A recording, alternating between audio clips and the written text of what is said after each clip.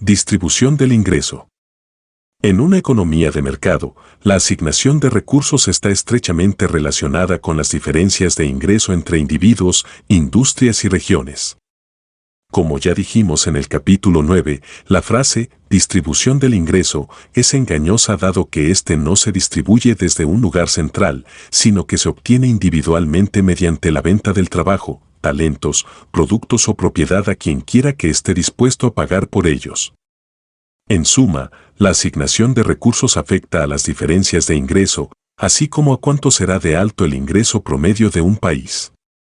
Cuando China, por ejemplo, pasó de un sistema de ingresos garantizados, controlado por el gobierno, a un sistema que permitía a los mercados asignar recursos, esto afectó tanto al nivel absoluto de ingresos del país como a las diferencias en la cantidad de ingresos recibidos por personas en diferentes industrias y regiones.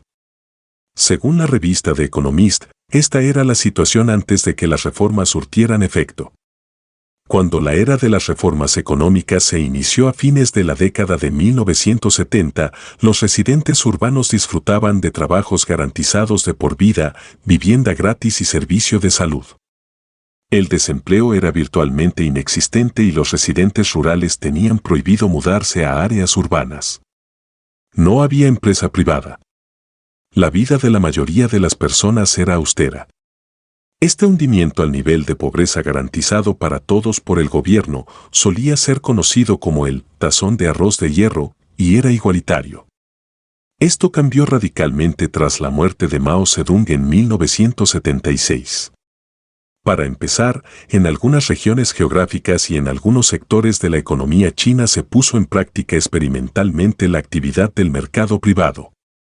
La creciente prosperidad en dichas regiones y sectores, donde los incentivos del mercado asignaban los recursos, implicaba una creciente desigualdad en todo el país, dado que las industrias y sectores gubernamentales continuaban ineficientes y pobres. El motivo de las crecientes desigualdades no era simplemente que aquellos que quedaron al margen de las reformas experimentales no vivieron la misma prosperidad, sino también que, hasta cierto punto, las empresas y sectores gubernamentales sufrieron la competencia con empresas privadas más eficaces que producían los mismos productos de manera más eficiente y los vendían a menor precio. Aquellos que trabajaban en empresas propiedad del gobierno y que vivían en regiones controladas por el Estado no solo no pudieron competir, sino que quedaron en peores condiciones a causa de la competencia de empresas más competitivas. Aproximadamente, el 9% de las personas en las ciudades chinas vivían por debajo del nivel de pobreza oficial de ese país, aunque este porcentaje era mucho mayor en ciertas ciudades. Por ejemplo, el nivel de pobreza era del 30% en la ciudad de Onsean, con 2,7 millones de personas, y la pobreza estaba incluso más generalizada en algunas ciudades del noreste que eran sede de muchas de las industrias gubernamentales peor gestionadas, según la revista The Economist. El 60% de los 1,8 millones de personas en la ciudad de Zhangjiang vivían por debajo del nivel de pobreza oficial. En suma, la creciente prosperidad de China estuvo acompañada por crecientes desigualdades internas, como había ocurrido en otros países en distintos momentos de la historia. En este proceso dinámico sería un error considerar un cierto nivel de desigualdad, en un momento dado, como una desigualdad permanente. Y esto no es así solo cuando se trata de un país, sino que también es así cuando se trata de individuos o familias. A medida que las reformas de mercado se esparcieron por toda China, más regiones, sectores y poblaciones comenzaron a compartir la prosperidad resultante volviéndose más productivos en respuesta a los incentivos cambiantes. Algo muy similar ocurrió en la India, que comenzó a permitir mayor actividad de libre mercado en la década de 1990.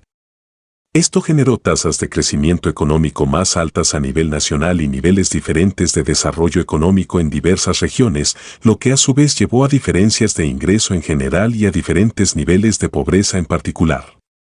Hacia finales del siglo XX, el porcentaje de la población india que vivía por debajo del nivel oficial de pobreza era del 47% en el estado de Odisha, pero solo del 6% en el Punjab. La alternativa al desarrollo económico dispar y a las desigualdades que esto implica puede ser el estancamiento igualitario en la pobreza. En una economía en cambio permanente, con nuevas y más productivas tecnologías que surgen de manera impredecible y métodos más eficientes de organización que son implementados aquí y allá en momentos distintos, tener a los trabajadores estancados donde ya están trabajando es forzar a la sociedad a renunciar a los beneficios económicos de estos nuevos desarrollos. Sin embargo, uno de los problemas de la transición de un sistema, donde las personas son remuneradas en función de escalas salariales decretadas por el gobierno, a otro, donde las personas ganan lo que otras están dispuestas a pagarles por su trabajo, bienes o servicios, es que algunas personas ganan y otras pierden durante la transición. En esa línea, la introducción inicial de la incertidumbre en un sistema económico, previamente controlado, aparentemente tiene sus consecuencias, como determinó una encuesta de los países europeos, incluidos aquellos que estaban viviendo la transición del comunismo a las economías de mercado. Con el tiempo, la primera década de reformas trajo un declive de felicidad en todas partes, la euforia inicial europea rápidamente dio paso a la frustración, inseguridad y desilusión. Pero la buena noticia es que los índices de felicidad ahora están subiendo. La creciente felicidad era especialmente pronunciada en tres grupos, los que tenían un alto nivel de educación, los trabajadores autónomos y las mujeres. Aparentemente, a estos tres grupos les fue mejor cuando comenzaron a ser remunerados de acuerdo a su productividad, a diferencia de cuando se les pagaba de acuerdo a las escalas salariales decretadas por el gobierno. Los llamados asuntos de distribución del ingreso dentro de un país determinado incluyen preocupaciones en relación con los ricos y la desproporcionada parte del ingreso nacional que reciben. Cuando el término ricos se refiere simplemente al 10 o 20% con mayores ingresos en un tiempo determinado, en la mayoría de los casos serán personas que simplemente han alcanzado sus años de mayores ingresos, usualmente sus 40 o 50, en lugar de personas auténticamente ricas, en el sentido de que tienen suficiente riqueza como para vivir sin tener que trabajar. No obstante, incluso si consideramos a los auténticamente ricos, ¿cuánto le cuestan estos al resto de la sociedad? La riqueza total de los ricos, como quiera que se defina, no es simplemente sustraída del total de la producción de un país, dejando menos para el resto de la sociedad. Eso sería así si la actividad económica fuera un juego de suma cero, donde los ganadores ganaron lo que perdieron los perdedores. Sin embargo, el resto de los estadounidenses no son más pobres a causa de la fortuna de Bill Gates. Por el contrario, estos han ganado económicamente usando los sistemas operativos para ordenador con los que Gates hizo su fortuna. En efecto, Gates jamás habría amasado su fortuna si los individuos y las empresas no hubiesen valorado lo que recibieron de su sistema operativo más de lo que valoraban el dinero que pagaron por dicho sistema. El tamaño de la fortuna de Bill Gates representa el límite más bajo al incremento neto del valor de la riqueza del mundo, dado que las personas voluntariamente compraron los productos que él creó, solo en la medida en que los precios que se les cobraron eran menores al valor de esos productos para los compradores. En 1994, la mayoría de los hogares estadounidenses que estaban por debajo de la línea oficial de pobreza tenían un horno microondas y vídeo, cosas que menos del 1% de los estadounidenses tenían en 1971. Para la población en su conjunto, las casas eran mucho más grandes, los coches mucho mejores, y había más estadounidenses conectados a Internet a finales del siglo XX que conectados al servicio de agua potable a inicios de ese siglo. La economía, está claro, no es una actividad de suma cero, en la que lo que unos ganan es lo que otros pierden, a pesar de que muchos piensan y hablan como si así fuera. En Nueva Zelanda, por ejemplo, la mayoría de las personas cuyos ingresos estaban en el 25% más bajo tenía un vídeo, un frigorífico, una lavadora y un coche.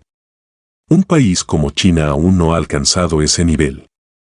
Sin embargo, a comienzos del siglo XXI se estimó que 1 millón de chinos estaban saliendo de la pobreza mensualmente.